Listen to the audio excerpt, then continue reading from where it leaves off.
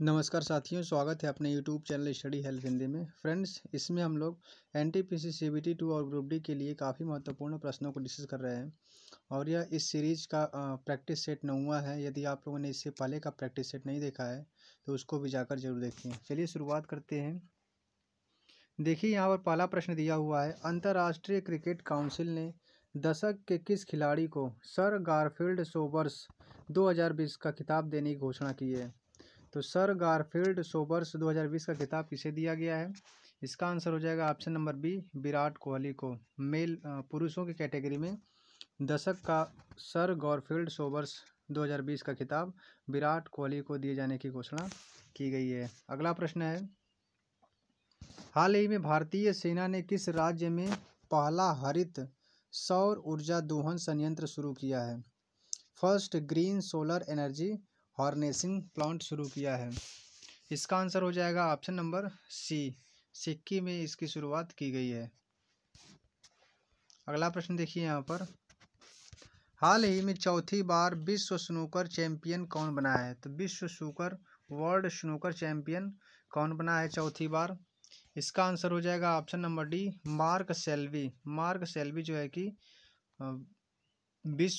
चौथी बार विश्व snooker champion बने हैं।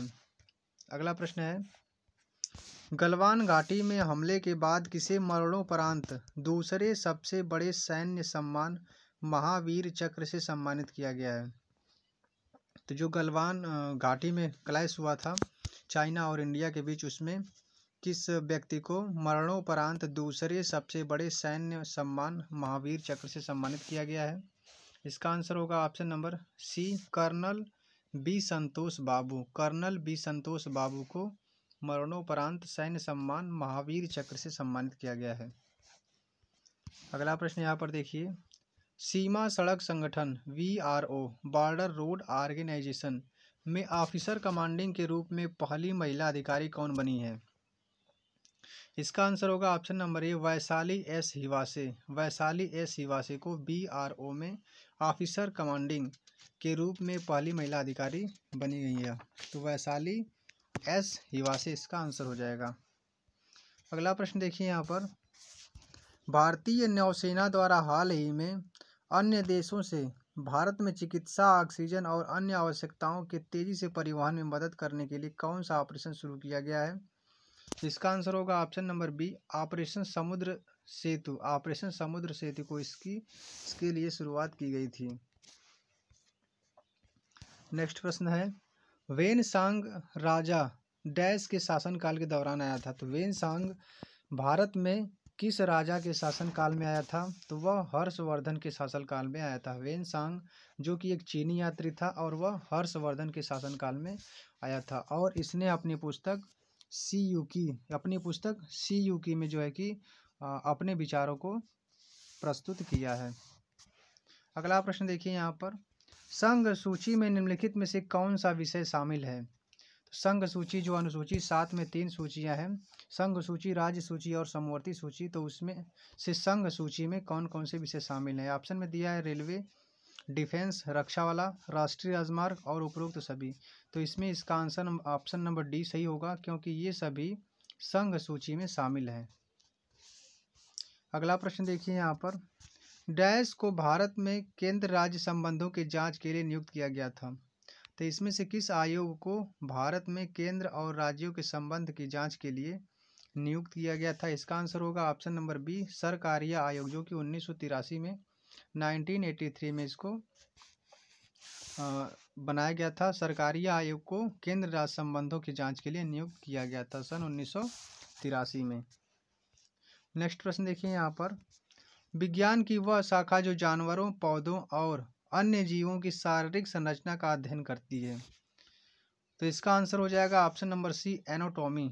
एनाटॉमी जो शरीर रचना विज्ञान, इसी के अंतर्गत जानवरों, पौधों और अन्य जीवों की शारीरिक संरचना का अध्ययन किया जाता है। आंसर क्या हो जाएगा इसका? एनाटॉमी। नेक्स्ट प्रश्न देखिए यहाँ पर, IPL के इतिहास में सबसे महंगे बिकने वाले खिलाड़ी कौन है? तो अब तक IPL के इतिहास में सबसे महंगे बिकने वाले खिलाड़ी कौन है? इसका आंसर हो जाएगा option number A, Chris Morris. Chris Morris जो है कि अब तक के IPL में सबसे महंगे बिकने वाले खिलाड़ी हैं। 16.25 करोड़ रुपए में इनको खरीदा गया है। अगला प्रश्न देखिए यहाँ पर, मौलिक कर्तव्य को भारतीय संविधान में कब शामिल किया गया था? जो मौलिक कर्तव्य हैं, आज इस समय पर कुल 11 मौलिक कर्तव्य हैं। तो इन सभी जब जोड़ा गया था तो उस समय 10 मौलिक कर्तव्य थे, तो उन्हें कब संविधान में जोड़ा गया? इसका आंसर हो जाएगा ऑप्शन नंबर ए 1976 में। 42वें संविधान संशोधन 1976 में जब स्वर्ण सिंह कमेटी की सिफारिश पर 10 मौलिक कर्तव्यों को जोड़ा गया था। इसका आंसर हो जाएगा ऑप्शन नंबर ए 1976 में।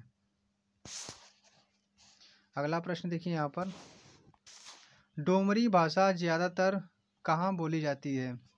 तो जो डोमरी लैंग्वेज है, डोमरी भाषा, वह कहाँ पर बोली जाती है? इसका आंसर होगा ऑप्शन नंबर ए मिडल ईस्ट में। जो अरब कंट्री हैं और मिडल ईस्ट में बोली जाती है, जैसे कि अजरबैजान, तुर्की, ईरान, इराक, फ़िलिस्तीन, इजराइल, जॉर्डन, मिस्र, सूडान, ट्यूनीसिया हो गया, मोरक्को, इन सभी वाले क्षेत्र में डोमरी भाषा बोली जाती है। इसका आंसर हो जाएगा मिडल ईस्ट, मध्य पूर्व वाले क्षेत्रों में डोमरी भाषा ज़्यादातर बोली जाती है। अगला प्रश्न देखिए यहाँ पर, किस देश में सबसे अधिक नोबेल पुरस्कार विजेता है? तो किस देश में सबसे अधिक नोबेल पुरस्कार विजेता है?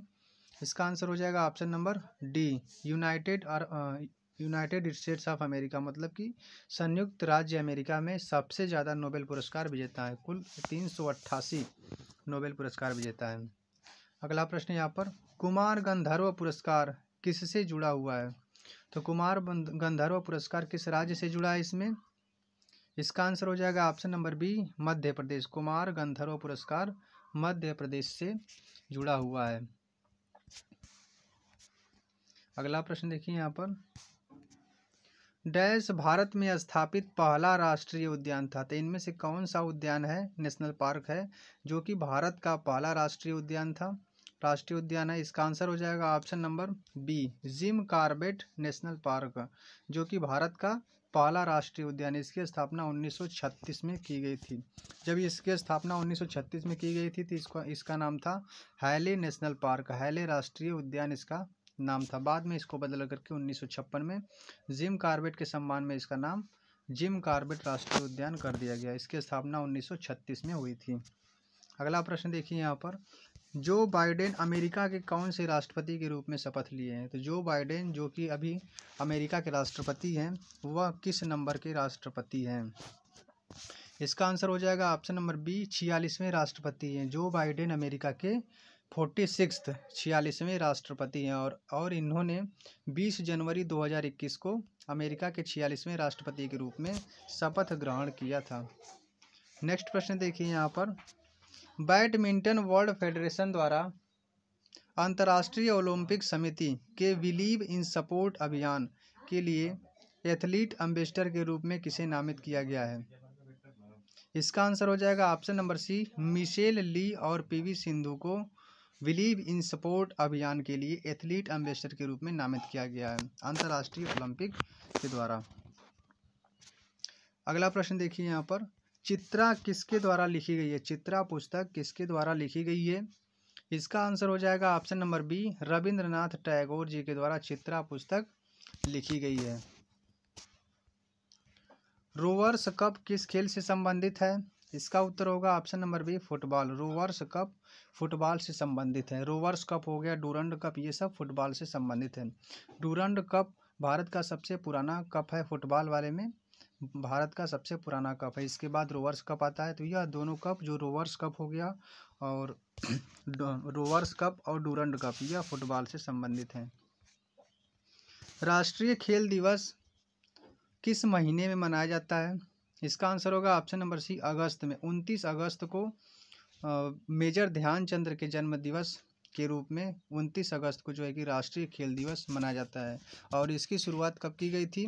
तो इसकी शुरुआत भारत सरकार के द्वारा सन 2012 में उनके जन्म दिवस पर राष्ट्रीय खेल दिवस मनाए जाने के रूप में घोषणा की गई थी। 29 अगस्त को राष्ट्रीय खेल दिवस मनाया जाता है।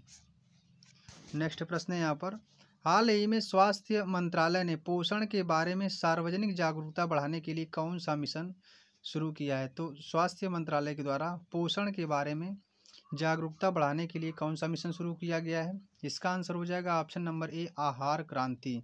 आहार क्रांति मिशन की शुरुआत की गई है स्वास्थ्य मंत्रालय के द्वारा। नेक्स्ट प्रश्न यहाँ पर देखिए, निम्नलिखित में से किस राज्य को 15 अप्रैल को एक प्रांत के रूप में बनाया गया था?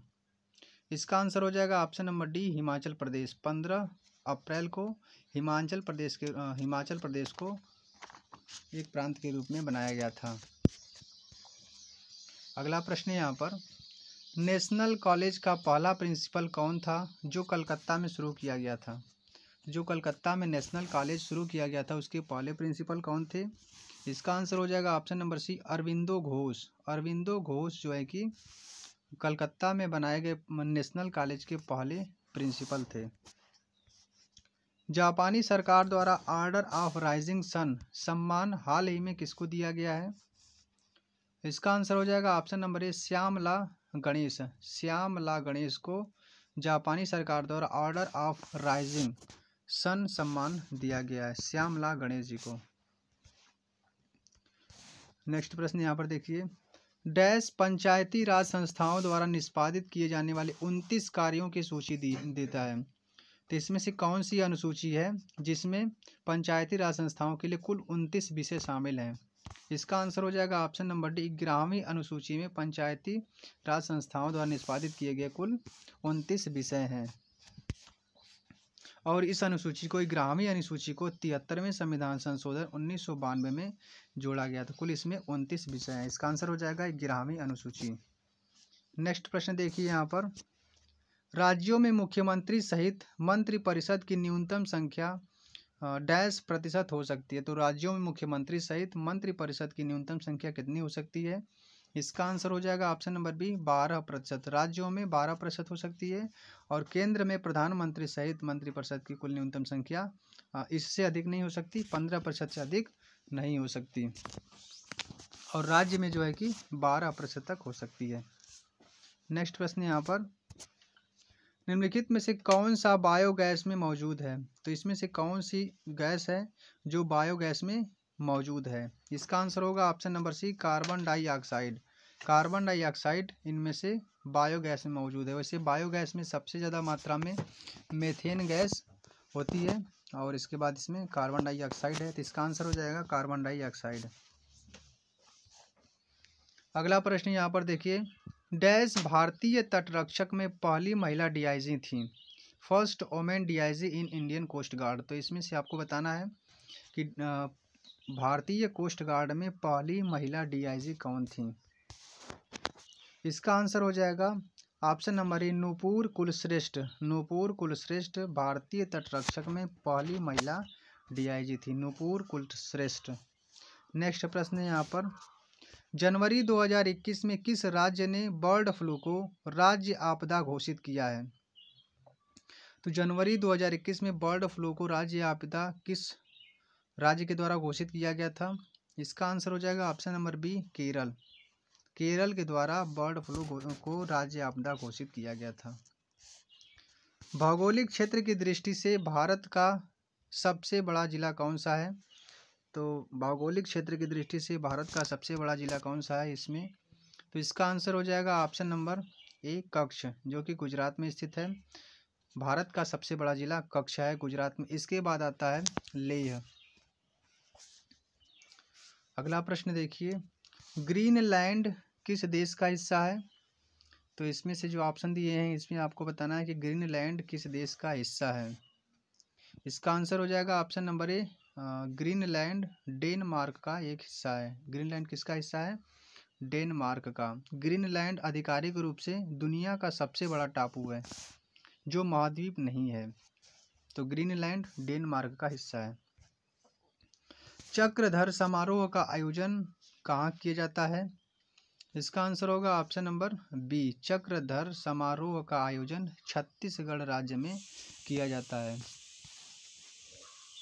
नेक्स्ट प्रश्न यहाँ पर, भगोरिया किस राज्य से जुड़ा एक लोक नृत्य है? भगोरिया लोक नृत्य किस राज्य में मनाया जाता है? इसका आंसर हो जाएगा ऑप्शन नंबर सी, मध्य प्रदेश में। भगोरिया लोक नृत्य मध्य प्रदेश में मनाया जाता है। भारत का प्रथम जियो थर्मल पावर प्रोजेक्ट कहाँ पर है? इसका उत्तर होगा ऑप्शन नंबर सी, लद्दाख में। भारत का पहला जियो थर्मल पावर प्रोजेक्ट लद्दाख में है। निम्नलिखित में से कौन सा वन्य जीव अभ्यारण्य हिमाचल प्रदेश में स्थित है? तो इनमें से कौन सी वाइल्ड लाइफ सेंचुरीज जो कि हिमाचल प्रदेश में स्थित है? इसका आंसर हो जाएगा option number B, Kibber wildlife sanctuary. Kibber वन्य जीव अभ्यारण्य जो कि हिमाचल प्रदेश में स्थित है। अगला प्रश्न देखिए यहाँ पर, नर नारायणम सेतु किस राज्य में बनाया गया है? तो नर नारायणम सेतु किस राज्य में बनाया गया है? इसका आंसर हो जाएगा ऑप्शन नंबर ए, असम में। असम में ब्रह्मपुत्र नदी पर नर नारायण सेतु बनाया गया है। गीता रहस्य पुस्तक किसके द्वारा लिखी गई थी? इसका आंसर होगा ऑप्शन नंबर सी, बाल गंगाधर तिलक के द्वारा गीता रहस्य पुस्तक लिखी गई थी। सन 1915 में मराठी भाषा में यह पुस्तक लिखी गई थी, बाल गंगाधर तिलक के द्वारा गीता रहस्य पुस्तक। अगला प्रश्न यहाँ पर देखिए, डैश को अंबेडकर जयंती मनाई जाती है? तो किस तारीख को अंबेडकर जयंती मनाई जाती है? इसका आंसर हो जाएगा ऑप्शन नंबर सी, 14 अप्रैल को हर साल अंबेडकर जयंती के रूप में मनाया जाता है। डैश ने भारत में SME को डिजिटल बनाने के लिए एक उद्यम निधि शुरू की है। तो इसमें से किसके द्वारा भारत में SME को डिजिटल बनाने के लिए एक उद्यम निधि की शुरुआत की है? इसका आंसर हो जाएगा ऑप्शन नंबर सी, अमेजन के द्वारा इसकी शुरुआत की गई है। नेक्स्ट प्रश्न देखिए यहाँ पर, निम्नलिखित में से स्वतंत्र भारत के प्रथम शिक्षा मंत्री कौन थे? स्वतंत्र भारत के पहले शिक्षा मंत्री कौन थे? इसका आंसर होगा ऑप्शन नंबर सी, अबुल कलाम आज़ाद। अबुल कलाम आज़ाद जी स्वतंत्र भारत के प्रथम शिक्षा मंत्री थे। The Walt Disney company India और स्टार इंडिया का अध्यक्ष कौन है? The Walt Disney company India and star India के अध्यक्ष कौन है? इसका आंसर हो जाएगा ऑप्शन नंबर सी, के माधवन जो कि इसके अध्यक्ष हैं। सिल्वीकल्चर शब्द निम्नलिखित में से किससे संबंधित है? सिल्वीकल्चर शब्द निम्नलिखित में से किससे संबंधित है? इसका आंसर हो जाएगा option number C, forest development. Silviculture वन विकास से संबंधित है, फॉरेस्ट डेवलपमेंट से। किस राज्य में भारत का पहला फायर पार्क खुला है? किस राज्य में भारत का पहला फायर पार्क खुला है? इसका आंसर हो जाएगा option number D, Odisha. Odisha में भारत का पहला फायर पार्क खुला है। विश्व एड्स दिवस कब मनाया जाता है? इसका आंसर हो जाएगा ऑप्शन नंबर बी, 1 दिसंबर को हर साल विश्व एड्स दिवस मनाया जाता है। वर्तमान लोकसभा अध्यक्ष कौन है? इसका आंसर हो जाएगा ऑप्शन नंबर सी, ओम बिड़ला वर्तमान लोकसभा अध्यक्ष हैं। यूरोपीय संघ में कितने सदस्य हैं? यूरोपीय संघ में कितने सदस्य हैं? तो पहले 28 सदस्य थे। अब ब्रिटेन के निकल जाने के बाद ब्रेग्जिट हुआ था, जो कि ब्रिटेन बाहर हो गया यूरोपीय संघ से, तो अब उसमें कुल 27 सदस्य हैं। इसका आंसर क्या हो जाएगा? 27। अगला प्रश्न देखिए यहाँ पर, किस तत्व में न्यूट्रॉन नहीं होता है? तो इसमें से किस तत्व में न्यूट्रॉन नहीं होता है? इसका आंसर हो जाएगा option number C, hydrogen. Hydrogen में न्यूट्रॉन नहीं होता है। जो प्रोटियम होता है, हाइड्रोजन के 3 समस्थानिक होते हैं, प्रोटियम, ड्यूटेरियम और ट्राइटियम। तो जो प्रोटियम होता है उसमें न्यूट्रॉन नहीं होता। इसका आंसर क्या हो जाएगा? Option number C, hydrogen. अगला प्रश्न यहाँ पर देखिए, भारत द्वारा 27 मार्च 2019 को निम्न में से किस एंटी सैटेलाइट मिसाइल का परीक्षण सफलतापूर्वक किया गया था? एंटी सैटेलाइट मिसाइल मतलब कि जो आकाश में सैटेलाइट है उसको मारने के लिए मारने का प्रयास किया गया था। तो सफलतापूर्वक किस एंटी सैटेलाइट मिसाइल का परीक्षण किया गया था? इसका आंसर हो जाएगा ऑप्शन नंबर सी, मिशन शक्ति। मिशन शक्ति का परीक्षण किया गया था। फ्रेंड्स, वीडियो पसंद आई हो तो वीडियो को लाइक ज़रूर करें, और यदि आप इस चैनल पर नए हैं तो प्लीज़ चैनल को सब्सक्राइब जरूर कीजिएगा। मिलते हैं नेक्स्ट वीडियो में अगले सेट के साथ। तब तक के लिए धन्यवाद।